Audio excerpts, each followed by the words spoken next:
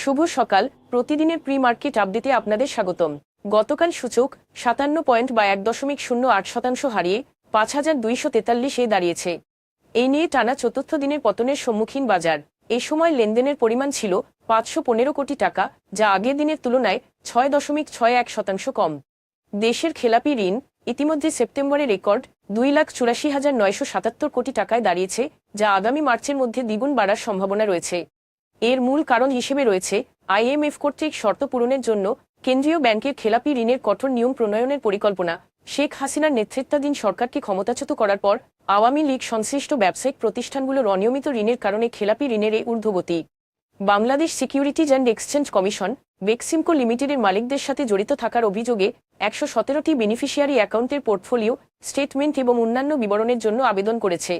একটি বিও অ্যাকাউন্টের শেয়ার এবং এতে থাকা অর্থের পরিমাণ শেয়ার লেনদেনে কার্যকরী ভূমিকা রাখে সক্ষম করে এবং অ্যাকাউন্টটি পোর্টফোলিও বিনিয়োগের বিবৃতি এবং অ্যাকাউন্টের বিশদ বিবরণ তুলে ধরে।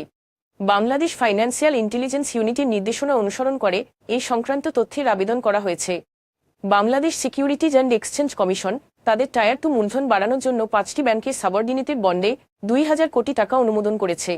অল্টারনেটিভ ট্রেডিং বোর্ডে তালিকাভুক্ত বন্ডগুলির মধ্যে রয়েছে ঢাকা ব্যাংক এবং ব্যাংক এশিয়ার, যাদের জন্য বরাদ্দ রয়েছে ৪০০ কোটি টাকা, ইসলামী ব্যাংক বাংলাদেশের জন্য ৫০০ কোটি টাকা, এক্সিম ব্যাংকের জন্য ২৫০ কোটি টাকা এবং ট্রাস্ট ব্যাংকের জন্য ৪৫০ কোটি টাকা।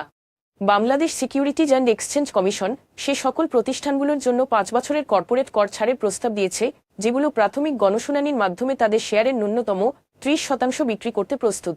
জাতীয় রাজস্ব বোর্ড এবং আর্থিক প্রতিষ্ঠান বিভাগে জমা দেওয়া প্রস্তাবে টেলিকম সহ সকল সেক্টরের শেয়ারের জন্য নির্দিষ্ট শতাংশে একটি 3-টায়ার্ড কর ছাড় অব্যাহতি কাঠামো অন্তর্ভুক্ত করা হয়েছে। এখন এ পর্যন্তই। বিকেলে আবারও আসছি ডেইলি মার্কেট আপডেট নিয়ে। সে পর্যন্ত আমাদের সঙ্গেই থাকুন। ধন্যবাদ।